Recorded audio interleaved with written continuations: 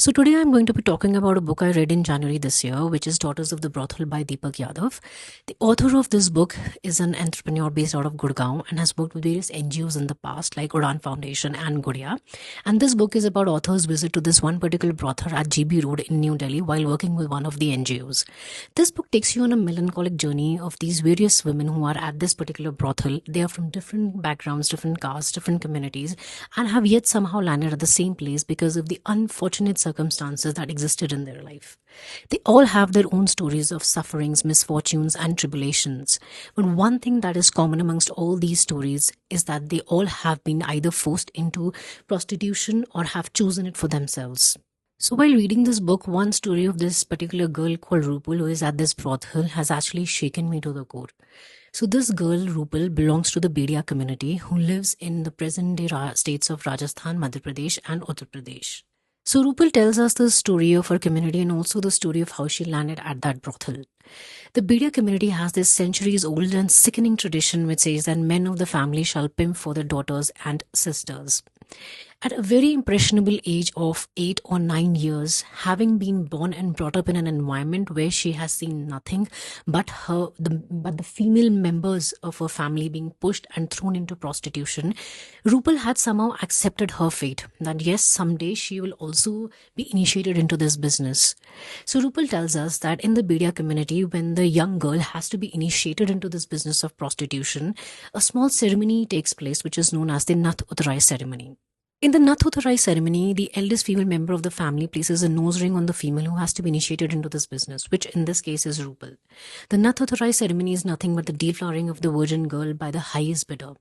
Rupal was auctioned to this landlord who enjoyed her sexually, and after doing that, she was returned to her home.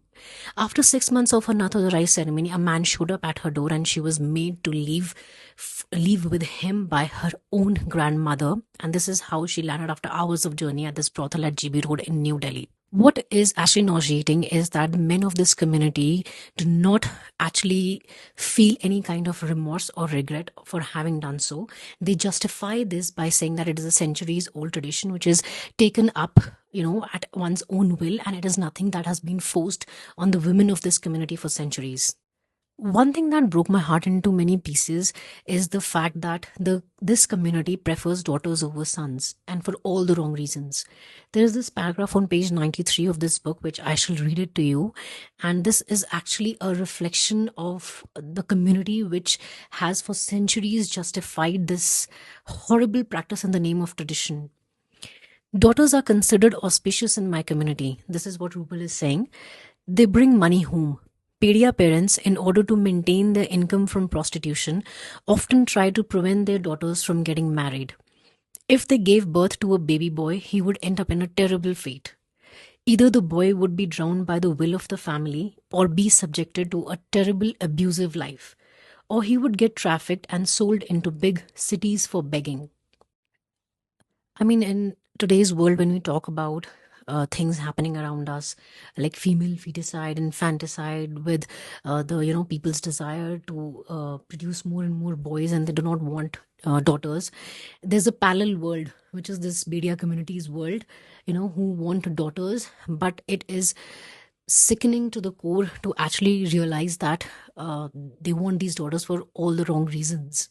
And it is nauseating to actually contemplate that these young girls have been forced into prostitution by the ones whom they have trusted their entire lives, who are their guardians, who have given them birth.